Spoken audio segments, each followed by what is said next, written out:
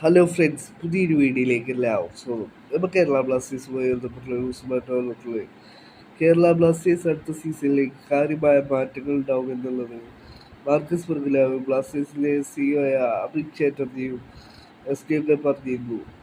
ഇപ്പോൾ ഇതാ ആശിഷ്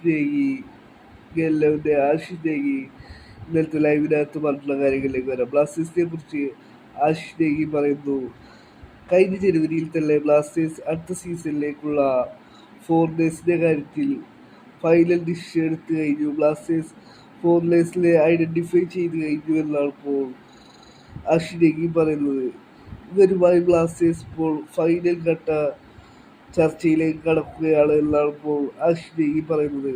ഇവരൊരു പക്ഷേ ജൂലൈ വരെ കാത്തു നിൽക്കാം ഒരു ബെറ്റർ ഓഫറിനായി.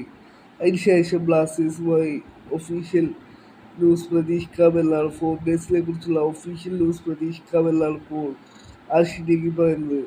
ജൂലൈയോടെ ഒഫീഷ്യൽ ന്യൂസ് ഫോറിനേഴ്സിൻ്റെ കാര്യത്തിൽ പ്രതീക്ഷിക്കാമെന്നാണ് ഇപ്പോൾ ആഷിനേഗി പറയുന്നത്. പിന്നീട് ഇന്ത്യൻ താരങ്ങളെ കുറിച്ചാണ് ആഷിനേഗി പറയുന്നത്.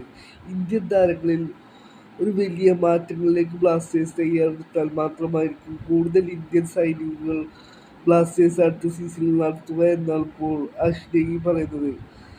ബ്ലാസ്റ്റേഴ്സ് വിട്ടു പോകുന്ന താരങ്ങൾക്ക് മാത്രമായിരിക്കും അടുത്ത സീസണിൽ സൈനികങ്ങൾ ഉണ്ടാവുക.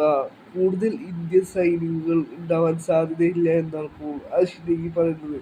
ബ്ലാസ്റ്റേഴ്സ് വിട്ടു പോകുന്ന താരങ്ങൾക്ക് മാത്രമേ പ്ലേസ്മെന്റ് സൈനികങ്ങൾ മാത്രമായിരിക്കും ഉണ്ടാവുക എന്നാണ് ഇപ്പോൾ അഷ്നേയുടെ ലൈവിനകത്ത് പറഞ്ഞിട്ടുള്ളത്. വരും ദിവസങ്ങളിൽ ബ്ലാസ്റ്റേഴ്സിനെ കുറിച്ചുള്ള കൂടുതൽ ന്യൂസുകൾ പുറത്തുവരുമെന്ന് പ്രതീക്ഷിക്കാം.